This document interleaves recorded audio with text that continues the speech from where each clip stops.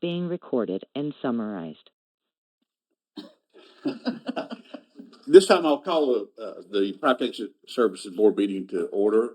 I'd like to welcome everybody here today. We appreciate your being in attendance. In case you were wondering why the board is sitting up here so quiet for so long waiting, is that our public meetings have to be announced.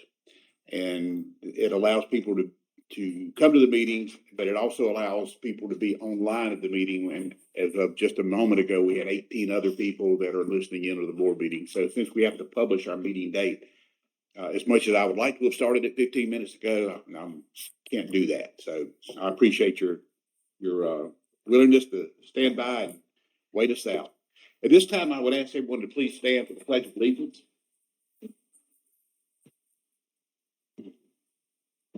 I pledge allegiance to the flag of the United States of America and to the republic which stands one nation under God, indivisible, with liberty and justice for all.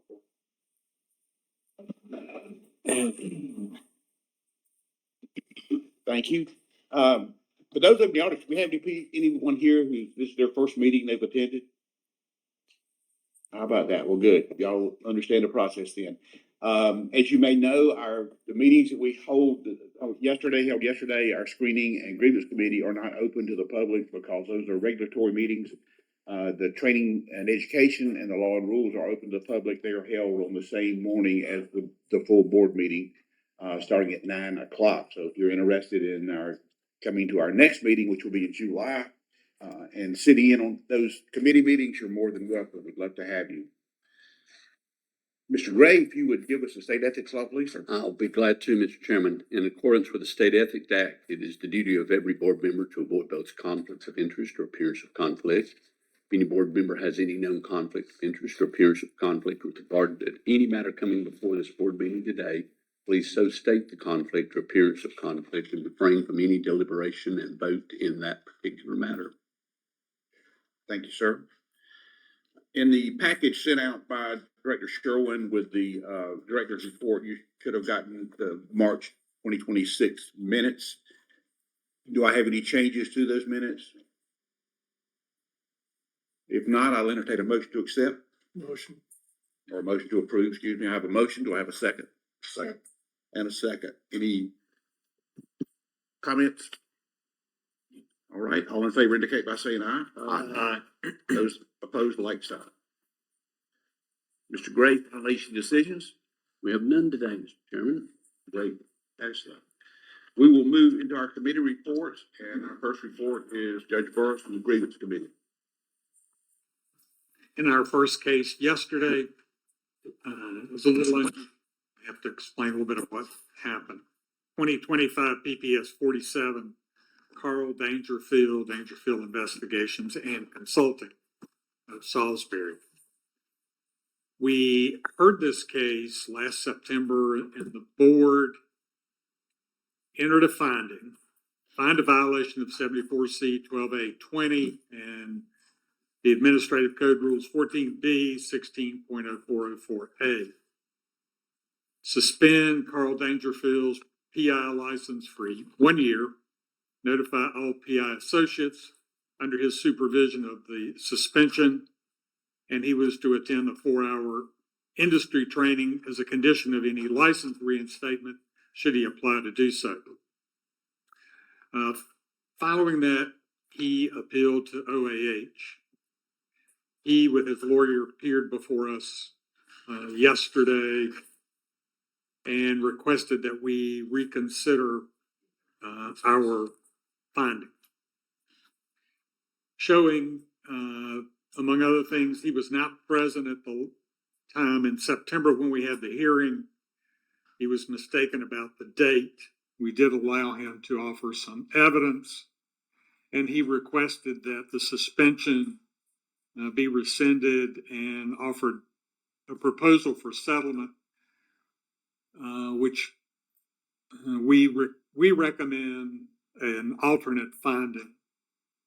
That is, that we find a violation of 74C 12A20 and the Administrative Code Rule 14B 16.0404A as before.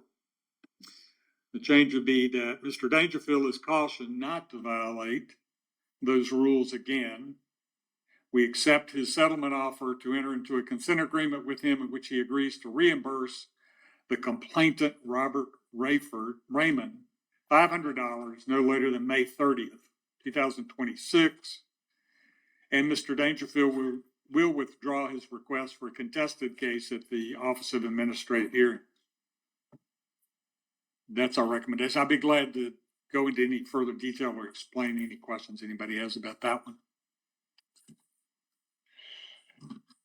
The next one, 2025 PPS 95, Kevin Donald Collar, security engineers.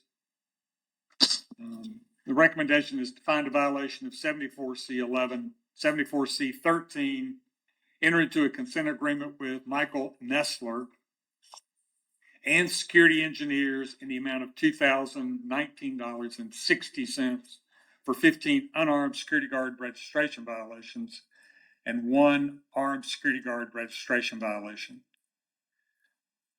One of the things that happened when they started what happened was an employee complained, which prompted an audit.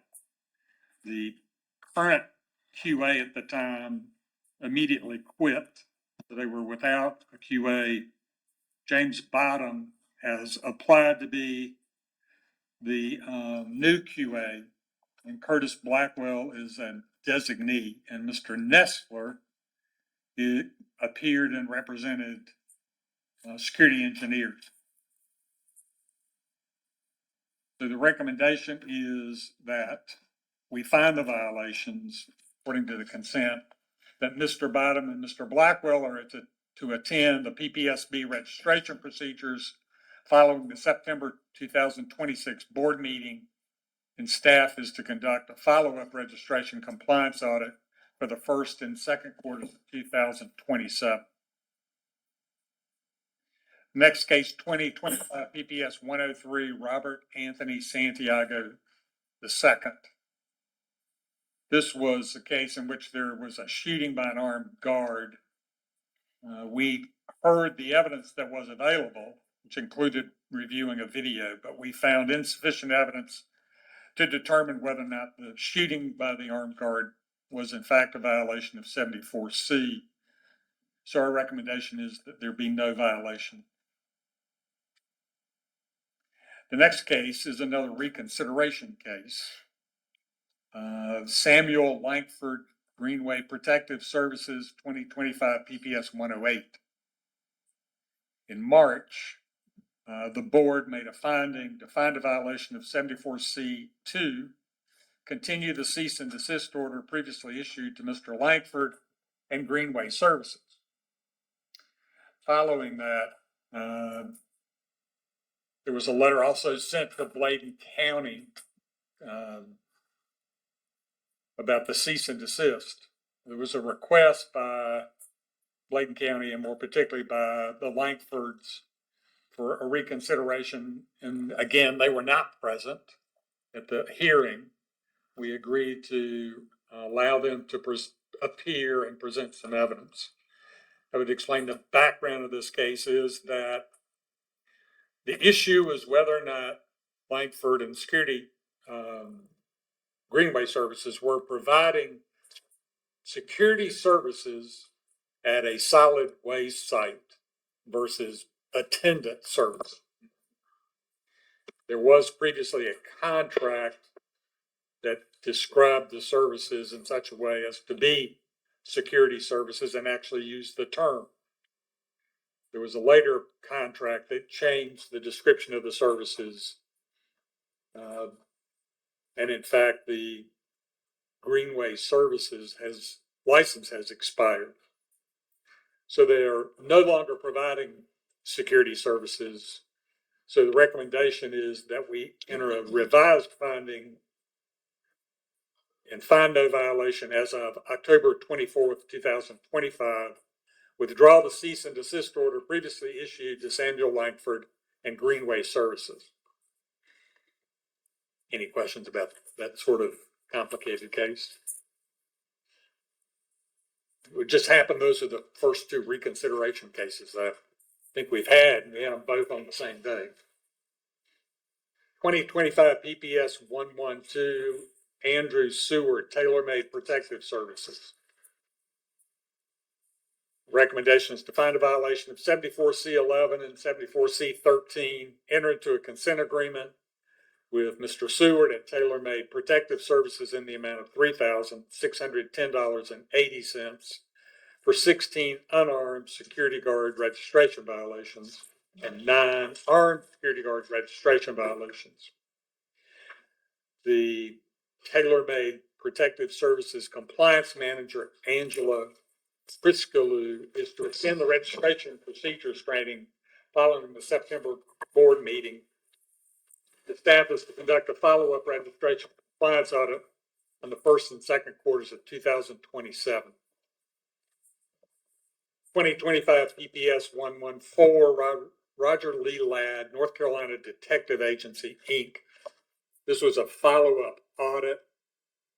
The recommendation is to find a violation of 74C11, enter into a consent agreement with Mr. Ladd and North Carolina Detective Agency in the amount of $367.20 for 3 unarmed guard security registration violations.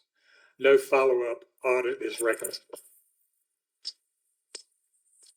2025 PPS 115, Marco Norman, Occam Security. This is an interesting situation. As Mr. Gray had pointed out to us, there were a number of equity firms that are buying up security guard firms, and this was one of them. And 2 of the board of directors of the investment firm appeared with the QA yesterday, which was the first time we'd had that happen. So we went through the evidence, and we also, as you'll see in the penalty that we're going to recommend, we applied our enhanced penalty policy, which requires grievance committee to go through and look at aggravating and mitigating factors as to whether or not to apply the standard amount of penalty, or as we would refer to it, the enhanced penalty. And it's a range depending on the number of violations. So in particular, in this case, the recommendation to find a violation of 74C11 in the Administrative Code Rules 14B 16.0103.15.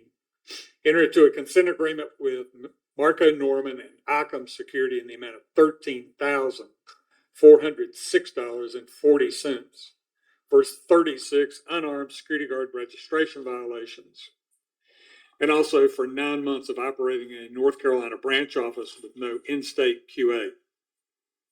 The designee, James Wright, and Marco Norman are to attend the registration procedures training following the September board meeting, and the staff is to conduct a follow-up registration compliance audit for the first and second quarters of 2027.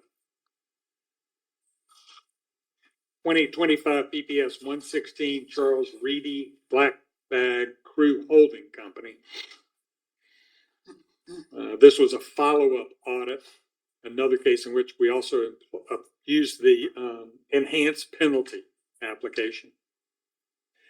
Find a violation of 74C11, enter into a consent agreement with Charles Reedy and Black Bag Crew Holding Company, LLC, in the amount of $1,867.20 for 3 unarmed security guard registration violations.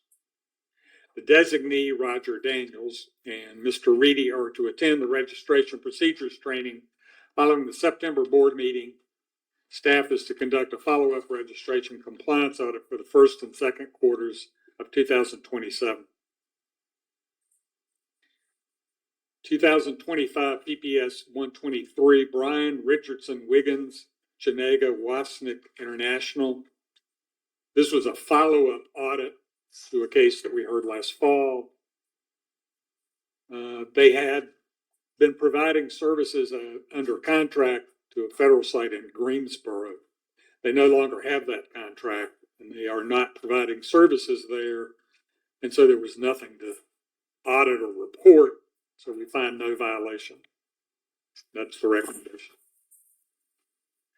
2025 PPS 125 Michael Allen Matthews, Capital Special Patrol.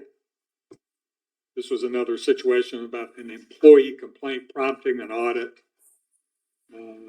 Recommendation to find a violation of 74C13, enter into a consent agreement with Michael Matthews and Capital Special Patrol in the amount of $367.20 for 2 armed security guard registration violations. The follow-up recommended would note that the Capital Special Patrol, following this, closed their Charlotte office. 2026 PPS 001, Robert Franklin Allen, the Allen Risk Group.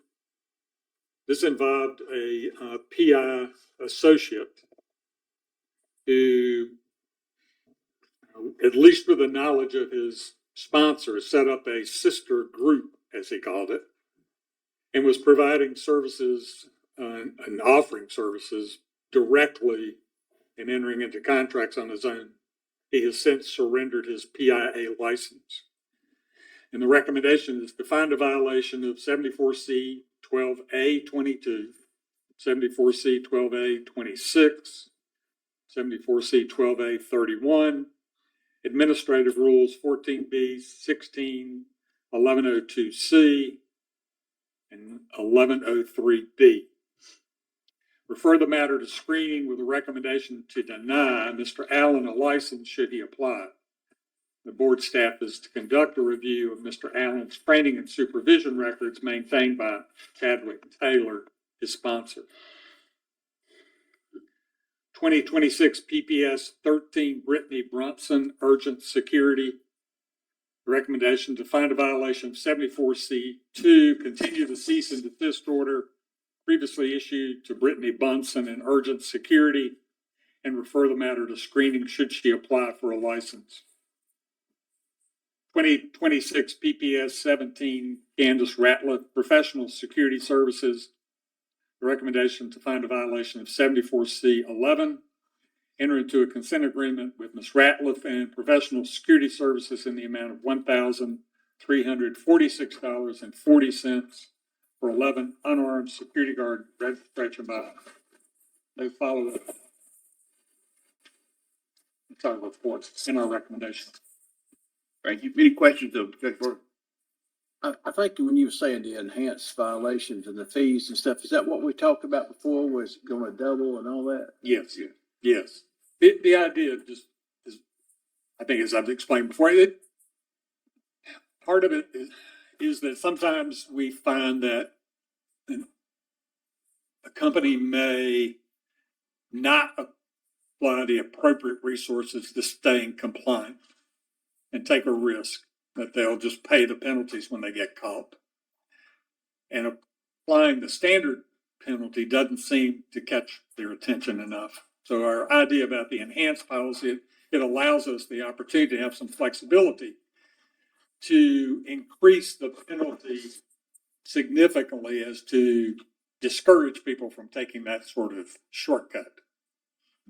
And we have a practice of aggravating and mitigating factors for determining when to apply the enhanced policy based on the number of prior violations, whether or not they have an action plan in place, whether they've actually taken remedial efforts, other things that are on that list. And then there's also on the list aggravating factors, things that we would use to enhance it. I guess what I'm wondering with these particular companies, this is the first enhanced we've used, and it's supposed to double and then maybe triple after that, or is it? It's a range. It can be, it depends on the number of violations. So yesterday, for example, we had one, we could have applied a $4,000 penalty, which would have been the standard penalty, or we could have applied a $40,000 penalty, which would have been the maximum amount under the policy that we could have applied, depending on the factors. Did we decide how many times this, like, say one company does this 2 times, 3 times, 4 times, did we finally take their license? That would be the ultimate option, would be to take their license. And so the idea is every time that they come back, you would either find that they're making some effort or not. If we would find that they're not making any effort, and it's, one of the things we look at is the compliance rate. If the compliance rate's improving, that's something that would lend us to think that they're making an effort and not increasing the penalty. On the other hand, if it's going down and maybe we don't have their attention yet, we would increase the penalty. So yes, ultimately we could take their license, but what we're trying to do is encourage people to do the right thing. Thank you. Just as a little more clarity to it, we look at the number of times they've come before us with violations in the last 5 years. And for instance, and our range goes from the original fee to an additional $250 per violation. And then when that number of times before us in 5 years increases, it jumps to $500, and then it jumps again to $1,000. For instance, one of the complainants yesterday had been before 6 times in 5 years with the same thing, failing to register their personnel. The other thing the judge mentioned was a complaint rate. The committee has pretty much taken a stand of, first of all, if we require an audit, we do not require the audit for at least 6 months. So we're giving that company 6 months to fix things. Because if we went right in and did another audit, we'd probably find the same thing. So we told you what's wrong. Here's how to fix it. And we're going to come look at your record in 6 months. If the compliant rate, and the rule of thumb is lately has been 90%. If your compliant rate exceeds 90%, we don't require another audit because we feel like you're on the right path. True. Okay. Any other questions of Judge Burns? There's one comment is that one of the things that we find that people fail on audits consistently is the use of probationary rosters. Not properly using the probationary rosters and getting them timely filed. And so if we could drill anything in on the hot sheets, that would be it. That gets more people in more trouble than almost anything else, rather than sheer neglect. It's misunderstanding and misusing the rosters. All right. Do I have any recusals? Oh, yes, myself. Yeah, I have one. And that will be number 13.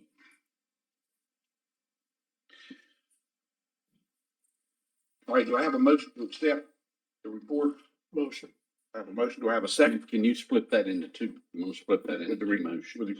Pardon me? You want to split that into? Yes. This will Or be do you all just of the want to do it with cases one and except with her number 13. recusal? Do you want to vote on the other, Ms. Ratcliffe? You feel any need Yes. to? Okay, you can just do it as one. Oh, do I need to? Will you? Yeah, have you the can vote? vote on 1 through 12. Okay. You Yeah, were she can part vote of on, so you're going to do it as two motions? Yes. Okay. So the first one vote will be on cases 1 through 12. I have a motion and a second. All in favor indicate by saying aye. Aye. Those opposed, like sign. I'll now entertain a motion to vote on number 13. Motion. Can I have a recusal of Ms. Radcliffe? I have a motion. Do I have a second? Second. All right. All in favor indicate by saying aye. Aye. The motion passes. And finally, have a motion to accept the grievance report. Motion. Second. Motion to second. Any other comments? All in favor indicate by saying aye. Aye. Those opposed, like sign. Thank you. Thanks, Judge Burst.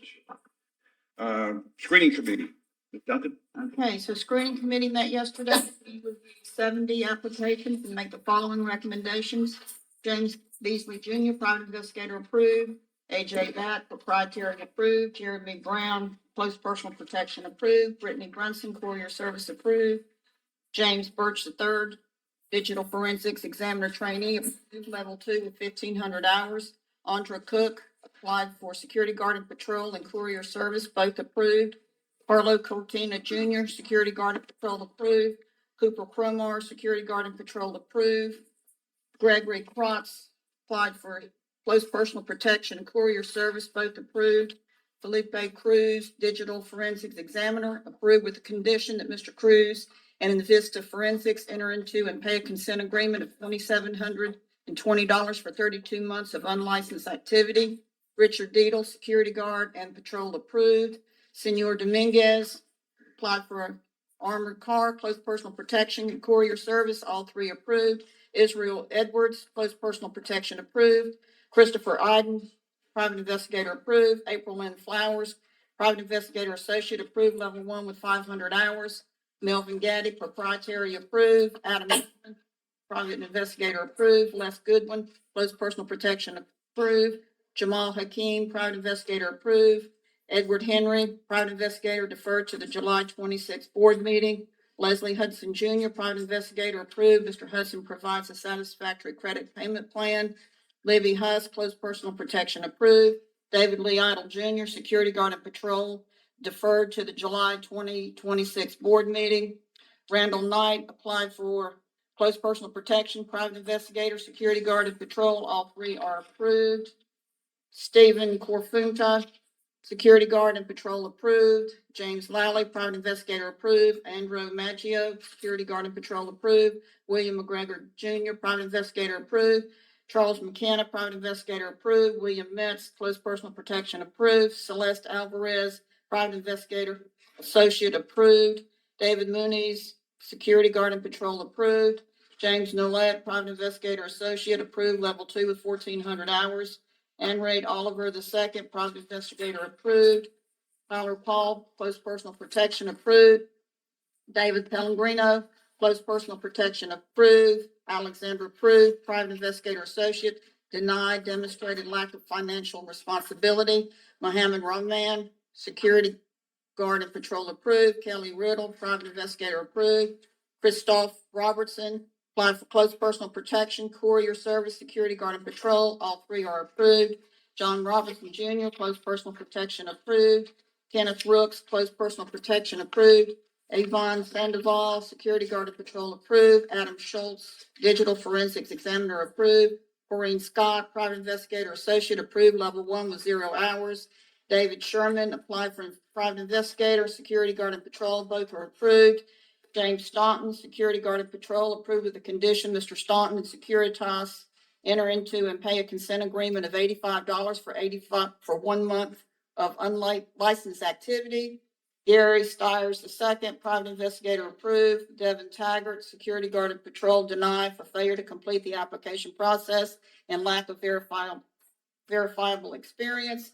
Mamandu Tambora, close personal protection approved. Jonathan Tillotson, private investigator approved.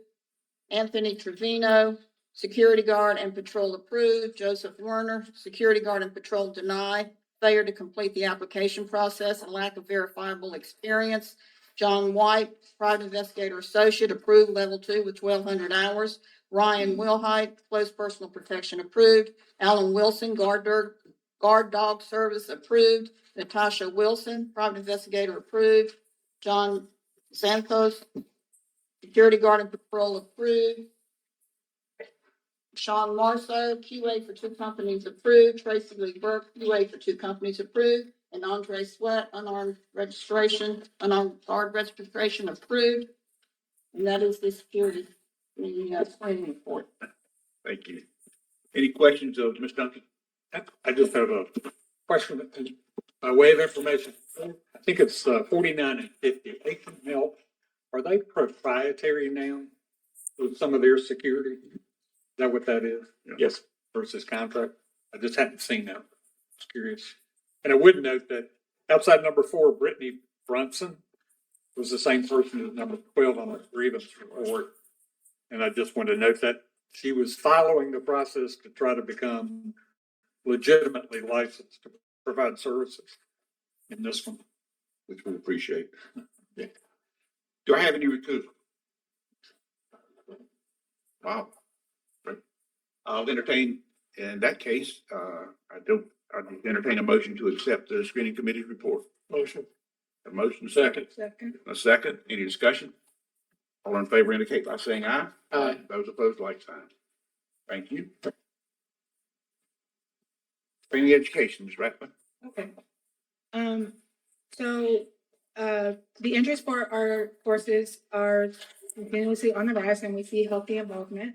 So we have, these are the courses that we have upcoming for the remainder of the year. So for the unarmed guard trainer and workshop, we have the dates July 13th through the 17th, September 14th through the 18th, and November 16th through the 20th. For the firearm research and pre-qual course, we have September 23rd, October 7th, and October 28th. And for the October 28th date, that's for recertification for both handgun and long gun trainers. For your new firearms trainer course and workshop, which is 4 days, will be in Salem, we have October 20th through the 23rd. For your completed training, they just completed the unarmed guard trainer and workshop, May 11th through the 15th. And the firearm trainer recertification and pre-qual course, April 14th, and then April 15th was pre-qual only. For the new firearms trainer course and workshop, you have May 5th through May 8th. And for the long gun trainer course, which is 3 days, that was April 7th through the 9th. We have one firearms trainer audit, and that's for Roger Calise. That audit was conducted Thursday, April 2nd at Walden Security at their Parkway Plaza office. The audit period was from May 2025 to February 2026, and happy to report that all of his pre and post delivery reports and targets were accounted for, and no violations were observed. We have one weapon discharge reported with Ms. Batista Mills with Allied Universal.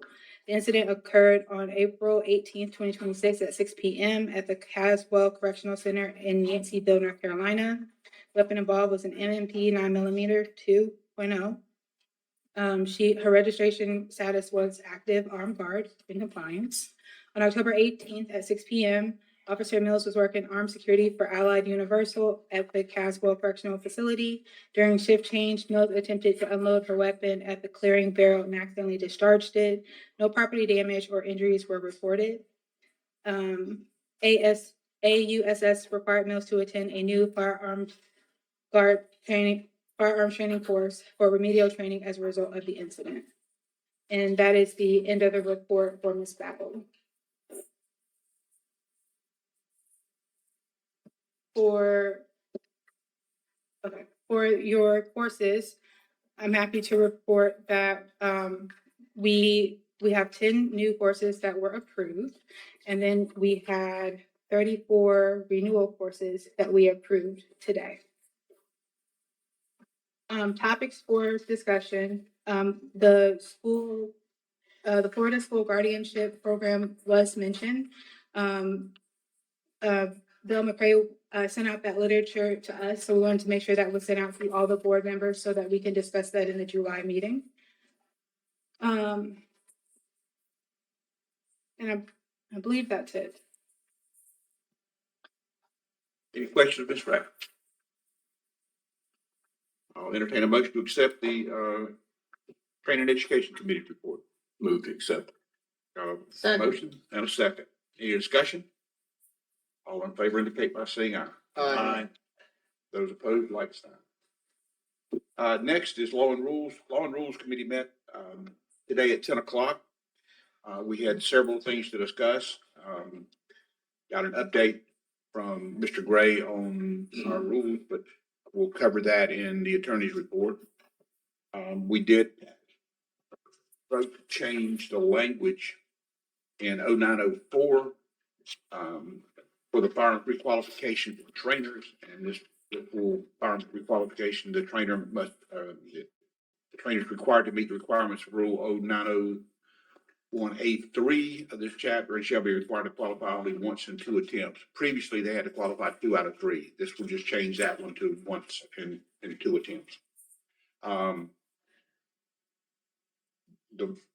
After I make the rest of the committee report, the board will be required to vote on that as well as one other one and the approval of the committee report.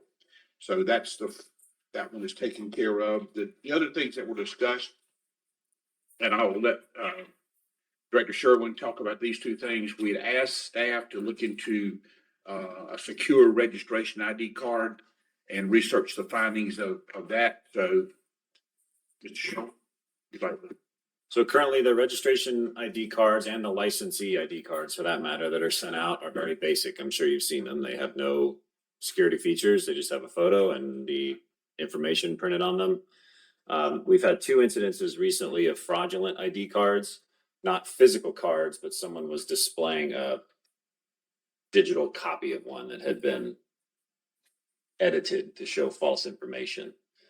So in response to that, the board last month asked me to research the possibility of producing more secure cards, most likely with a hologram or other type of security feature on it, and the costs associated with doing so. So we did get a quote from our vendor, who we rely on for all of our current cards and card printers. The findings are rather surprising. The current ID card cost us 60 cents to produce. One with these secure features that the vendor is suggesting would cost us $70 to produce. So we're doing $29,000 to $30,000, or 29 to 30,000 cards a year. So right now we spend about 17,000 printing those cards. These secure cards would cost somewhere around 2 million per year. That's in addition to the more expensive printer that would be required to purchase to produce the cards. And we replace the printers about every 2 to 3 years. So it would be a rather substantial investment for the board to start producing these secure cards. The additional feedback we received from the vendor was that the type of cards that this machine would produce are designed to last years. Therefore, employee ID cards or other types of secure government identification that people keep for years rather than 1 year or less, like our current cards that people keep. The committee decided not to move forward with that based on the cost of 17,000 versus $2.1 million, and an additional $44,000 just for the setup to get started. So, the next thing was background checks for unarmed guard transfers. Mr. Sherwin, you to address that, and then we'll. Sure.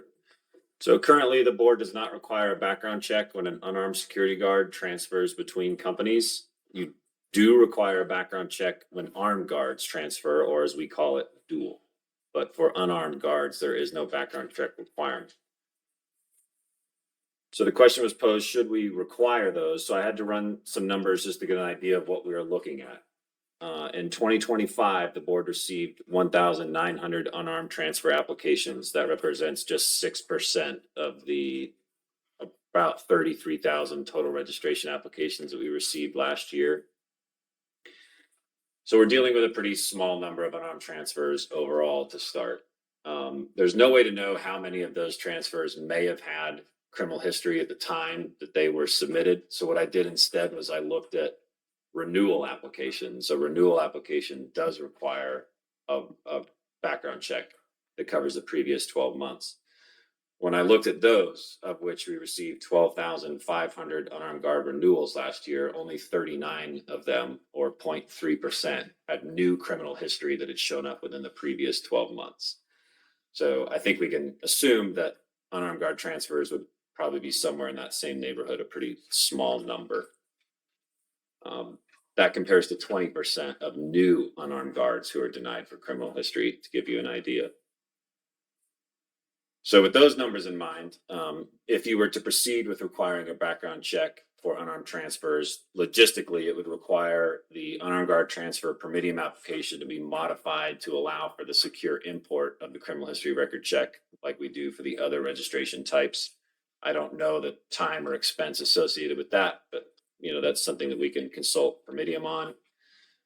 In addition, there would be a cost to bear on the industry for the additional CRC background check that they're not currently paying for to transfer unarmed guards. And finally, there would be some staff time associated with having to review those criminal histories they're not currently having to review, because there is not one that accompanies an unarmed guard transfer application. Okay. The committee, the law enforcement committee, in a second and approved requiring the background check for the unarmed security guard, would change the fee from $20.96 to $32.96 as well, for information. So do I have any questions, discussion? I guess the only thing was all the additional work the staff would be able to do this. Staff you have. I mean, sure, we'll get it done. I mean, really, we're dealing with, it's, you know, we're already looking at 30,000 registration applications a year. Most of those already have a CRC. Now we're talking about adding maybe an additional 2,000, which, you know, it's not a small number, but Mr. Sherwood also said currently it takes about a minute to process them. a transfer, yes. Transfers. So So let's say now it takes these may take 5. 5. I know they're pretty over, get work staff that we have now. I just didn't want to put any more on the staff than they could really handle. Or unless we decided to add more staff and then. I would love more staff. We'll talk about that at a future meeting. You need to talk to the good senator. Uh-huh. Oh, this will pay for it. It's extra money. Eh? All right, we're going to vote on this separately as well. We'll come back to that in a minute. I want to get everything done first. The other thing that came up was currently in Rule 0707, we have a ceiling on the number of students that can participate in 2 out of our 3 types of training.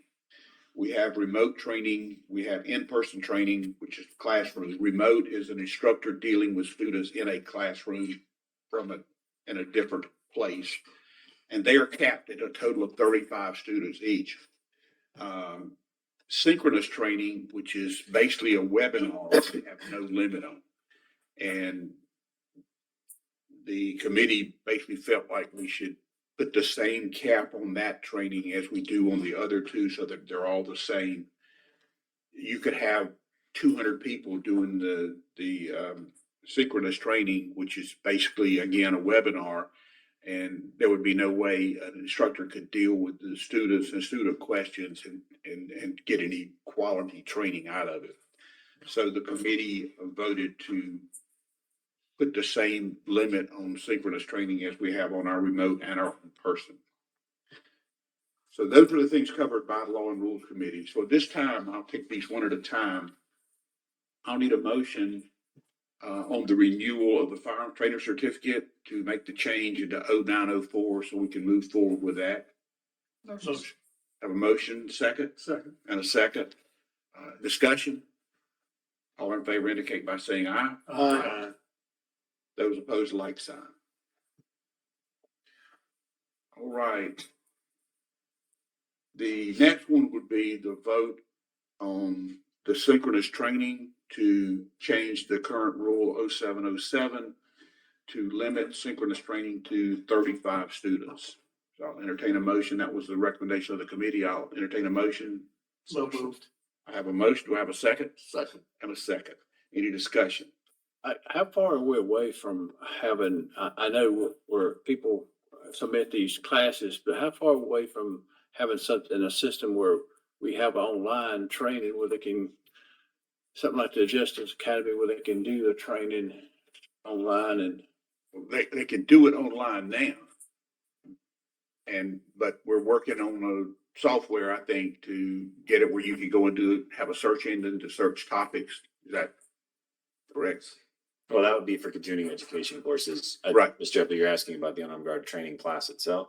Well, yeah, CEUs, that everybody submits, you have people submitting, and now it's gonna cost, and I don't know if everybody's aware, but I just found out that it's gonna end up in the future being $100 for every class 4 years. that's being submitted. And they gotta pay for this, and it may slow down on some of those that's coming in, which probably needs to. But I'm wondering if this is gonna be on a line system where people can just go online and take this training without having to worry about how many people are there, who's doing the instructing. You have an instructor that's already there that you just click on it and you take the course and take the test. And it's done. Like a campus? Yeah, these are different Totally different ballgame. Totally different, yeah, different trainings. The 35 student limit being discussed relates only to the unarmed guard training course. The 60. So that's all we're talking about, unarmed guard training. Yeah, we don't limit class size for continuing education courses. Okay, I got you. Any other discussion? Have a motion and a second. All in favor indicate by saying aye. Aye. Those opposed, like sign. And the last one would be the background check. The committee approved requiring the background check on unarmed guard transfers. So I'll entertain a motion to accept or to move forward with the change. So moved. I have a motion. Do I have a second? Second. And a second. Discussion. With no discussion, all in favor indicate by saying aye. Aye. Those opposed, like sign. And finally, just a simple motion to accept the Law and Rule Committee report. So moved. A motion, second. Any discussion or questions? All in favor indicate by saying aye. Aye. And those opposed, like sign.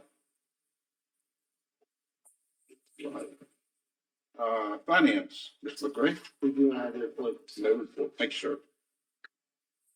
And Ms. Creech is not here for emerging technology and a special committee on unlicensed activity. That brings us to Ms. Ratliff for the Alarms Board PPS Joint Special Committee.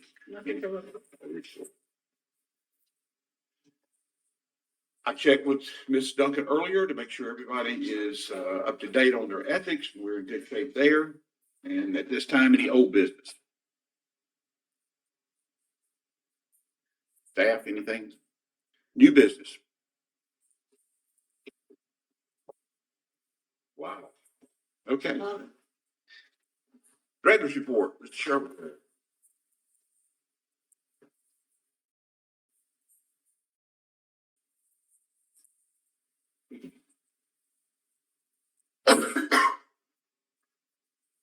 Starting with personnel updates, we are fully staffed at PPS with all 22 folks. I hope to keep it that way for some time to come.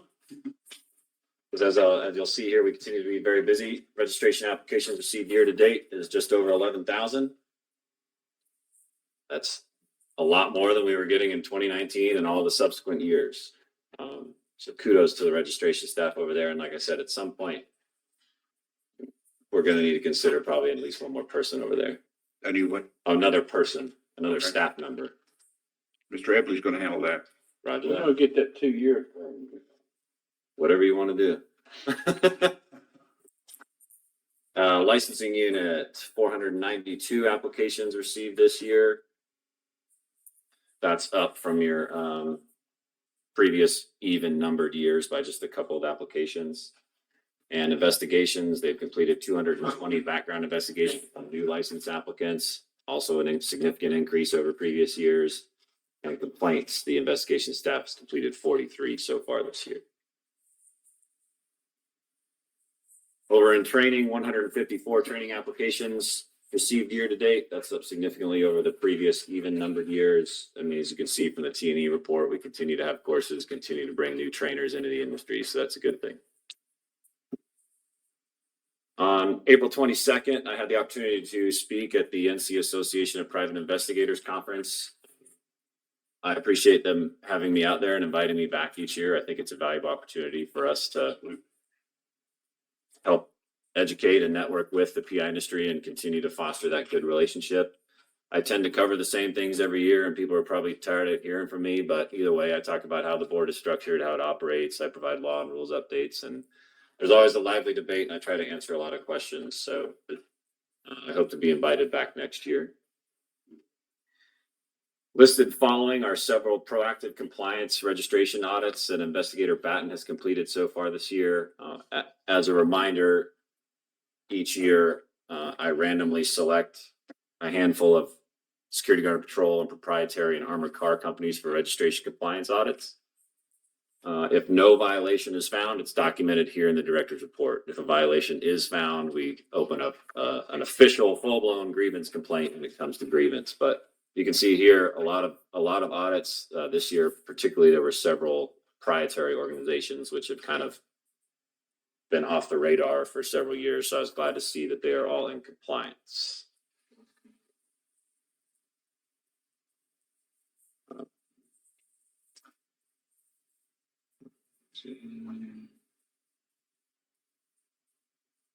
Oh, there it is. It's on the next page. I want to particularly give a shout out to Duke Energy. As you can see here, they had 280 security guards audited, not a single violation. Great. We expect to see no violations for small companies, but 280 is a significant number. So kudos to Otis Scott and his crew over there at Duke Energy. Registration, licensing, and certification summary. I'll start by saying that these registration numbers are suspiciously low. Normally that number hovers closer to around 20,000. And it's reporting here, you can see 13,000, which is supposedly down 36% from March. I've asked Permitium to look into this because that can't be right. Right. The fact that we're receiving record number of applications tells me that number should not be going down. So it's reported here because that's what the report said, but I don't think it's correct. Okay. I do not have any concerns about the licensing numbers. Those are accurate as far as I could tell. 2,700 licensees currently, and same thing for the trainers, 630 of those. I believe those are accurate as well. Looking at your board finances, this is your fiscal year starting July 1 of 2025 through the end of March 2026. Your fund balance has seen an increase of $124,000, bringing your fund balance to $2.1 million, which represents an average of 13 months of operating expenses for the board. And in your education fund, it has brought in $11,600 this year with a fund balance of $150,000. And the following pages are graphical representations of those financial numbers. I'd be happy to answer any questions you may have. Any questions? Motion to accept the director's report. Motion. Motion second. Second.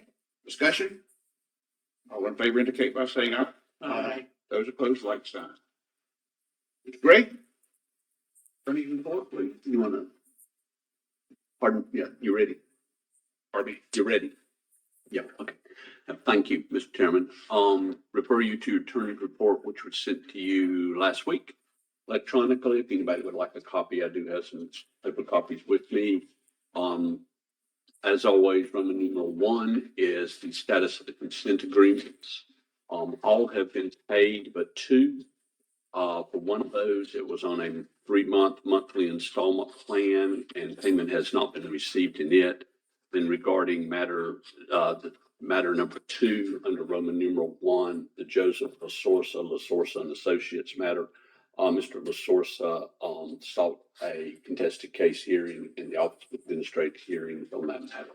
It has been heard, and if you will note from your status list, which is attachment 1, regarding that particular case, a proposal for decision has been filed. We have just not received the actual proposal for decision back from the administrative law judge. But otherwise, all of those have been paid in full. Under administrative rules, we had a little bit of kerfuffle. I explained just a lot of rules earlier. As you know, we've been going back and forth with the Rules Review Commission over these rules.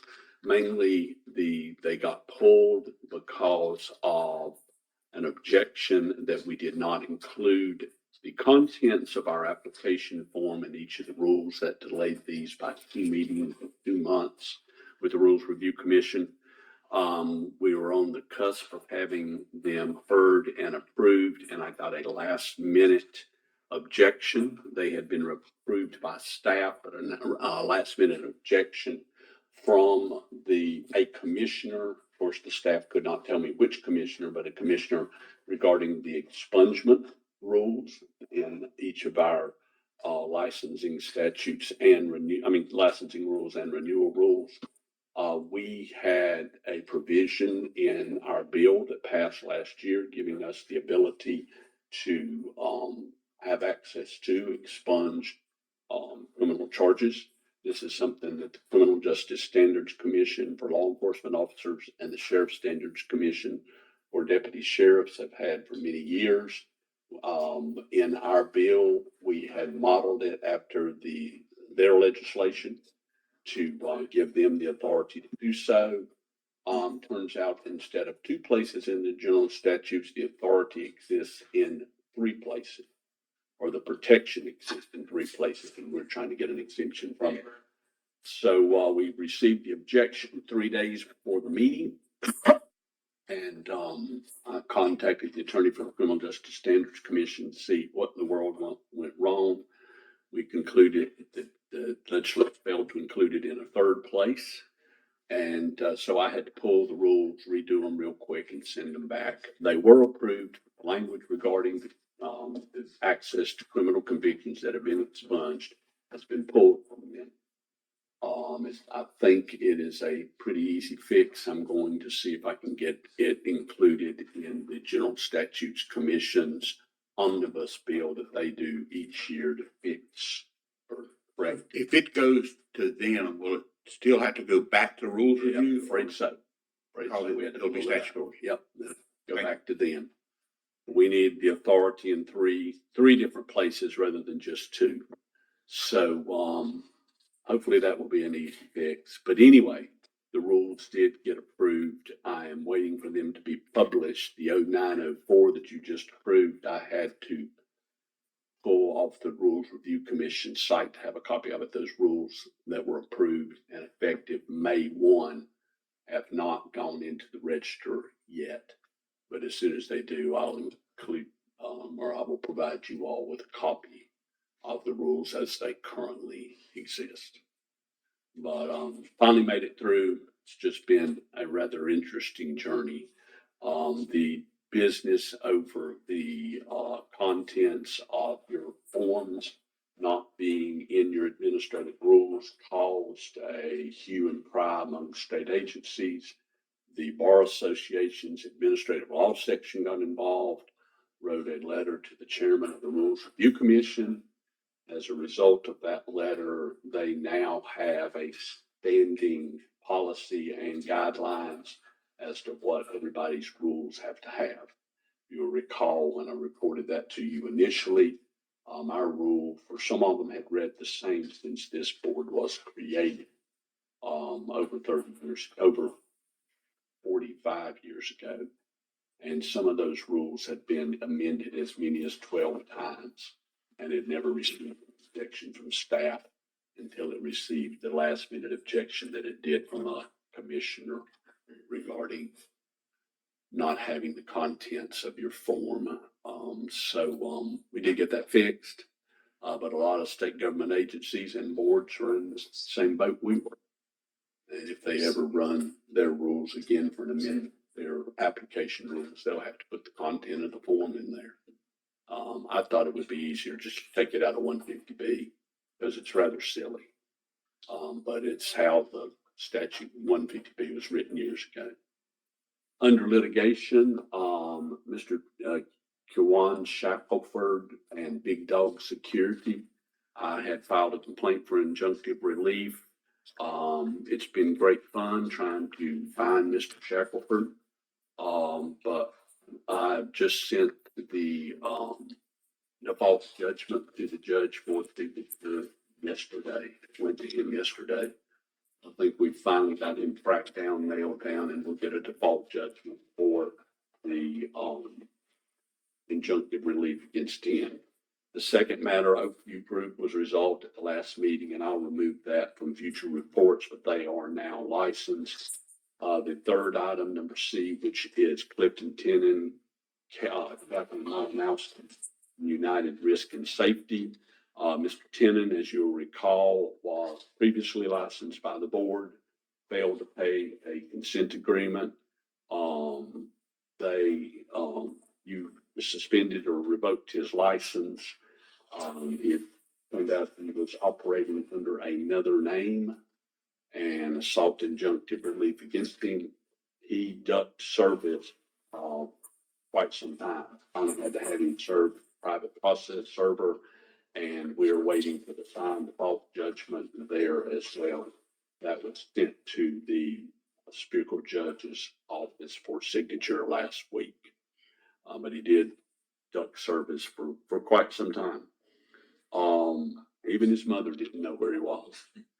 Under number D is, once again, a unlicensed company, Nova 9 Protection, and Zoser L, the owner. We've been chasing him as well. Sheriff's Department, we've found some additional addresses for him. Sheriff's Department of Mecklenburg County has tried to serve him.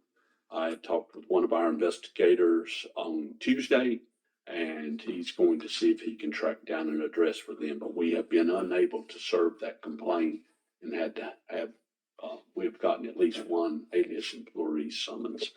You're still trying to catch Mr. Zozarel so we can serve him. Under legislation, very little change other than the bill we've been tracking, the Senate Bill 50, Freedom to Carry, which would mean that anybody could carry a firearm anytime, any place, anywhere, without a permit. That is actually upon the calendar today for about the 9th time, eight or nine times, and I doubt it will be heard, but that bill is rather interesting, the politics behind that. We did have one interesting bill. I will point you to the bottom of the page under Roman numeral 5G, House Bill 1033, dental bill, dental board reform. Many years ago, you may have recalled me reporting to you about a case from the United States Supreme Court that originated out of North Carolina called Federal Trade Commission versus North Carolina Dental Board. At the time, a group of attorneys, including myself, got together and prepared a bill to address the issues raised by the U.S. Supreme Court. Every state in the nation since 2015 has passed legislation to address that. In the topic of conferences and seminars and meetings and continuing education across the nation. I got to the place where I wouldn't tell people I was from North Carolina, but they would have known about it. It caused a hue and a cry nationally. The only state in the nation to never do anything about North Carolina Dental Board was North Carolina. We got the bill through the House, and strangely enough, it was used as the bill for a committee substitute to repeal the infamous bathroom bill, if you remember that, House Bill 2, and all the controversy over House Bill 2. And it never was heard again. And I talked to the bill sponsor about it for years. Interesting thing about it for you, as well as your sister board, the Security Systems Licensing Board, is since I drafted this bill in 2015, all the changes that were needed to be made to bring you in compliance with the dental board were in your bill that passed last year. Same way with the Security Systems Licensing Board. So a lot of these little things that were in that bill about authority over unlicensed activity, oversight by the Secretary of Public Safety, etc., for your cease and desist, stuff like that was included in those bills. I just fixed them for you all in those bills in the past, never thinking this bill would be heard again, but it's back. I will be tracking it, but really nothing in it that will affect you. I've already fixed anything in there that would leave you vulnerable to legal attack or criticism under the dental board bill. It's already been fixed, but I'll be tracking it and I'll keep reporting it to you. But it will not have much, unless something changes. It will not have much, if any, effect on you if it does pass. And of course, the hearings list is attached as Exhibit 1. And I will say, regarding your hearings list, the Tasha Williams matter is up for June, the week of June 1st. That has been one of the more interesting things we've ever been involved in here. She's been very aggressive, filed other action And, it's been a rather interesting case. So there is more than just this case. We've got, issue for judicial review and the first one, which that's why it has a Roman numeral 2 after it. We have a petition for judicial review. She's filed a special proceeding, although it's not subject to a special proceeding under the clerk. The Attorney General's office is involved. It's a rather complicated matter. I don't want to take your time because most of it is in the motions. But it's been a rather interesting case. Okay. Oh, and the last one is will be based upon Judge Ferris's report to you. The last case regarding Mr. Dangerfield will be dismissed as a result of the settlement agreement Judge Ferris reported. Okay. Any questions, Mr. Grant? I wanted to just bring up a little bit about the expungement. Right now, if somebody comes and applies to this board to get a license, they don't have to tell you, put down that they've had something, had an expungement, correct? That's correct. But we're gonna get to the point where if we get this passed, then anybody that comes before the board and want to get licensed, then they gotta get it approved. They gotta tell you if they have an expungement. Correct. So if there we go, and we get that approved, then down the road, we got people that's in this industry now, when they renew and they put down, then they gotta put down at the renewal that they had this expungement. It's not for renewals. It'd be only for new licenses. It would. Just for a new license. Yes, sir. Other questions? Motion to accept the attorney's report. Not a motion. Sorry. Second. Gee, Deborah, you a little anxious? Do I have a second? I'm sorry. All right, I have a second. Any discussion? All in favor indicate by saying aye. Aye. Those opposed, like sign. Any comments for the good of the order?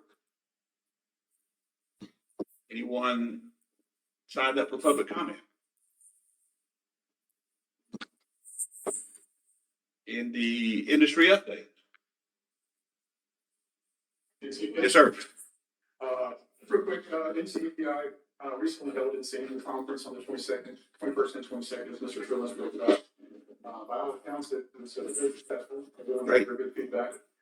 Unfortunately, I was unable to attend, dealing with some medical issues that I was getting through, and more was left to handle all by yourselves. I gotta say, they did a great job of working. Basically, they're really organized and execute.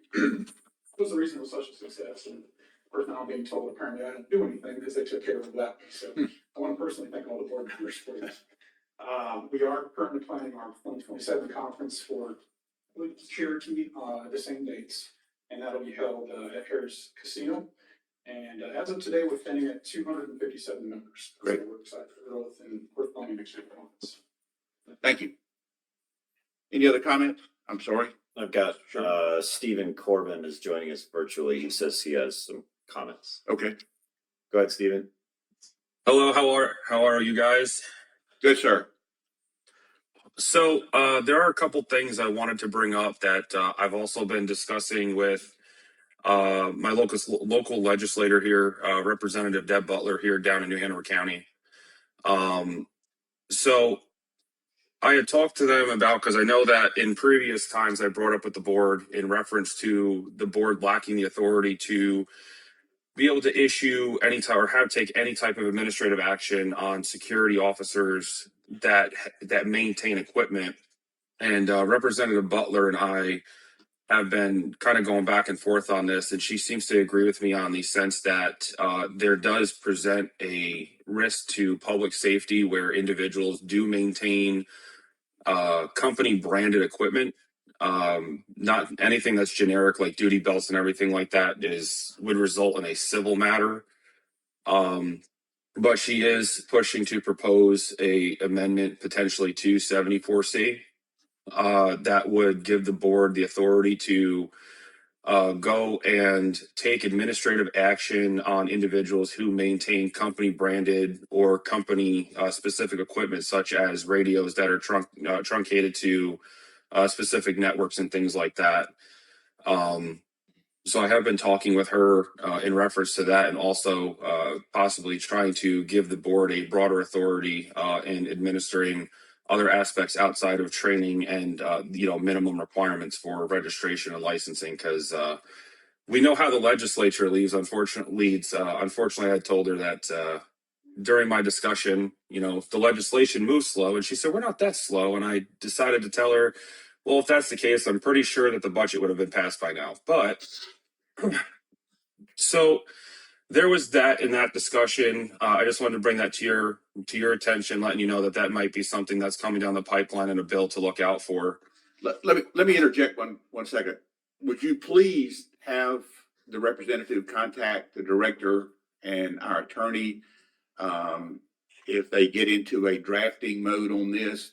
There could be some issues with the fact that if the guard left a company and maintained the equipment, it is a civil matter, and I'm not sure what authority they could give us over somebody that is no longer under our purview.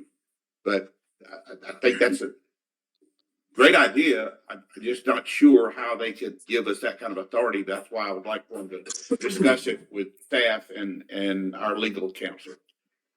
So essentially what I had, and the discussion I had with her is similar to, because I've operated in several other states. And for example, down in the state of Florida, for example, they have you complete upon termination of an employee, similar to what the board has right now as a termination report. They call an employee action report, where basically they have to ask the reason for the termination, if it was voluntary, involuntary, or any equipment that was issued to that officer or that registered employee was returned. And if not, then it gives them the ability to issue penalties to those individual officers for not returning that equipment. And then because there's an outstanding balance, it actually will administratively suspend their license, is what they call it down there in our terms, registration, and prevent them from working until that penalty is essentially paid. So it's kind of there's a little bit of a leeway in it, but yes, I will absolutely ask her to contact the director and the board's attorney in that reference for that. Okay.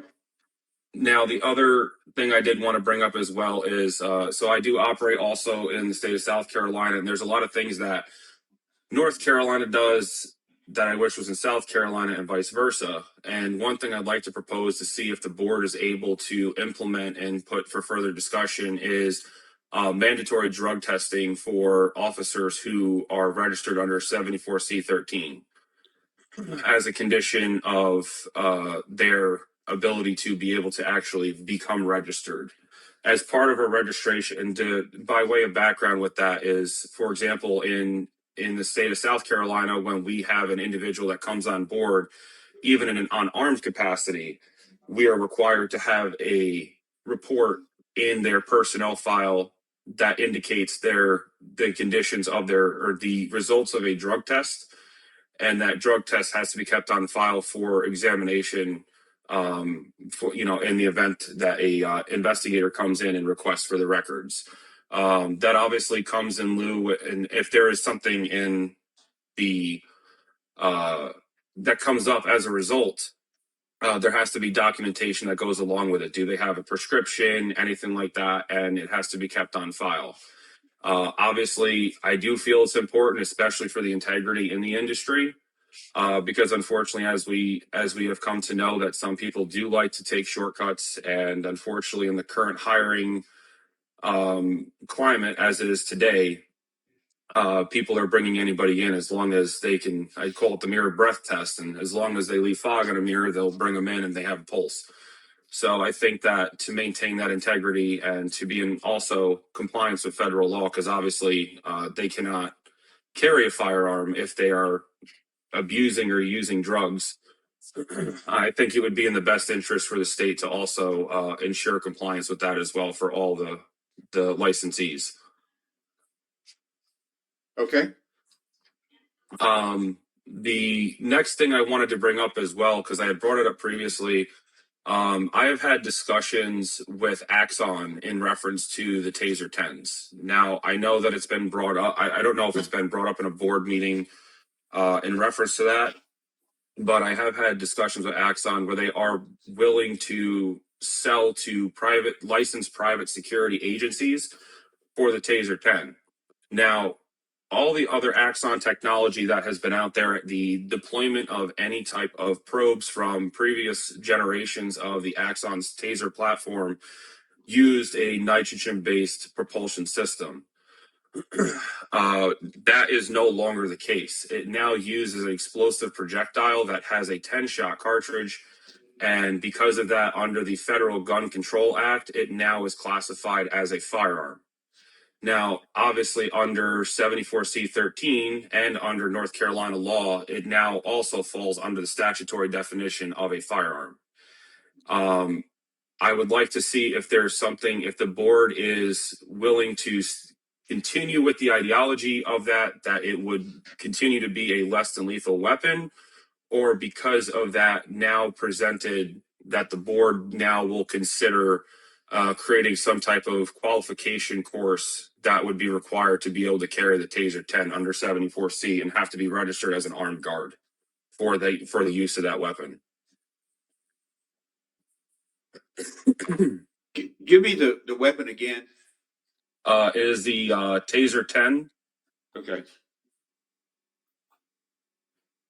We'll We'll look into that. Okay. The one big thing I wanted to bring up, and unfortunately I was not able to get into the Laws and Rules Committee this morning, and I do apologize for that. But I did want to bring up to the board about the resident qualifying agent that is required to maintain that in order for them to maintain a office in the state of North Carolina, that they are required to be a resident of the state and be the QA. Now, I have been doing some research on this because I myself have also looked at the prospect of looking at going to the state of South Carolina, just on the other side of the border. And unfortunately, that would mean I would have to close my offices here. Well, my one office here, let me rephrase that. So essentially what I've been looking at is at this point in time, after looking at it, that rule in and of itself may actually be unconstitutional in and of itself, based on my research. And that would be based under the Privileges and Immunities Clause and the Dormant Commerce Clause of the U.S. Constitution. And there are several case laws that have come up in reference to that. So, for example, and I won't go too far into it because I know it will be further discussion, but I'd be more than happy to share that over. I know I've sent it over to Director Sherwin in reference to that as well. Please do that so we can look into it and have our attorney look into it, and also probably the Attorney General's office. Okay. I also did send a copy to Attorney Gray back. I don't remember when it was. It was earlier this year. I think, I stand corrected. It was actually December 2025 when I had sent that email over. Okay. And then also another thing I wanted to talk about and then the last thing I wanted to bring up with you all as well is the violations discussion from earlier. And I know that there is increased penalties on individuals. Now, I know that there are some of you on the board that are very familiar with me, that I am probably the only person in the state's history that has self-reported every single violation that I have had. Now, I do that because I always say that at the end of the day, we have a certain level of public trust that is given to us, that there's an expectation of transparency with the state and the board that gives us that authority. Now, with that being said, I do want to ask the board that I guess my biggest question is with that, actually, let me digress, is when it comes down to the violations that are issued out to individual companies that do have a violation of, it may be 74C2 or well, not even 2, just say 74C11 or 74C13. Is there discretion that is used in that instance where it's, even if they have, and I know it's going to sound a little bit much, but even if they have previous documented violations, is there consideration in the circumstances that are surrounding it, or is it just is it very black and white where it's, well, you've had a previous violation and now we're using our progressive method to continue on this? No, it is discretionary, on the grievance committee. And as I don't know if you heard Judge Burris's report, but in his report, he mentioned that we look at a series of pros and cons. Cooperation, certainly being one of them. Self-reporting is certainly a part of that, having action plans in place, all those things, versus failure to provide documentation to the investigator or being uncooperative, those types of things. So yes, there are pros and cons, and the committee gets to select in the range. So you could have 3 violations and still not be placed into the enhanced penalty. That's discretionary. It's not black and white. Okay, I apologize then. I did not hear that part on there. And then last thing, and then I'll leave you guys to it. I apologize for taking up so much time, but one thing I've noticed, and I just wanted to get clarity on that, from the point that the meeting minutes are approved by the board, when is there an expectation that the minutes are posted on the board's website for public view? Hopefully I remember to do it pretty promptly after a meeting, but I don't always remember. So if they're not there, let me know. Okay, yeah, because I was looking for the meeting minutes. Actually, no, you guys just approved the meeting minutes for March, this meeting, correct? Correct. That was approved today. Okay. So, all right, I just wanted to find out about that, but that's all I have. I appreciate everybody's time. All right. Thank you. Any other comments? Anybody online want to comment? I don't see anybody else raising their hand. With that being said, I'll entertain a motion to adjourn. Motion. And a second. Second. All in favor? Aye. Lee. Thank you. I appreciate all the hard work of the board members and the staff. Don't forget, if you want to see you for the meeting, scan the QR code, enter your information, and we will email you this.